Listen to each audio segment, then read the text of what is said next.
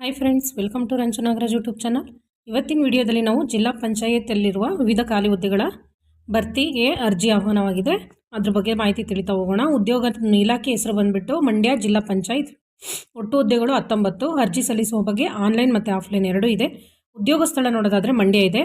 ಇದರಲ್ಲಿ ಯಾವ ಹುದ್ದೆಗಳು ಖಾಲಿ ಇದೆ ಅಂದರೆ ತಾಂತ್ರಿಕ ಸಹಾಯಕ ಇಂಜಿನಿಯರ್, ತಾಂತ್ರಿಕ ಸಹಾಯಕ ಅರಣ್ಯ, ತಾಂತ್ರಿಕ ಸಹಾಯಕ ತೋಟಗಾರಿಕೆ, ಸಹಾಯಕ ರೇಷ್ಮೆ ಕೃಷಿ, ತಾಂತ್ರಿಕ ಸಹಾಯಕ ಕೃಷಿ, ಆಡಳಿತ ಸಹಾಯಕ, ಇವುಗಳಲ್ಲಿ ನೋಡ್ಬೋದಾಗುತ್ತೆ. ನೀವು ವಿದ್ಯಾರ್ಹತೆ ನೋಡೋದಾದರೆ BSc, BCom, BE, BTech ಆಗಿರೋರು ಈ ಜಾಬಿಗೆ ಅರ್ಜಿಯನ್ನು ಸಲ್ಲಿಸ್ಬೋದು. ವಯೋಮಿತಿ ನೋಡೋದಾದರೆ 21 ವರ್ಷದಿಂದ 45 ವರ್ಷದವರೆಗೂ ಇದೆ ಅಂತ ಹೇಳಿದ್ದಾರೆ.